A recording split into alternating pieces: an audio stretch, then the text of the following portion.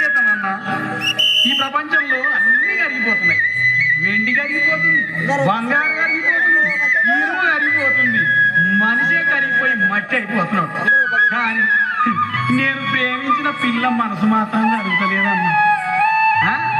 ఊరుకుంటానా?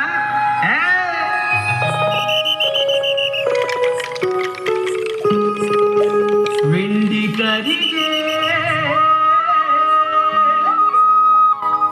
బంగారు కరిగే నీ మనసు కరుగదమ్మి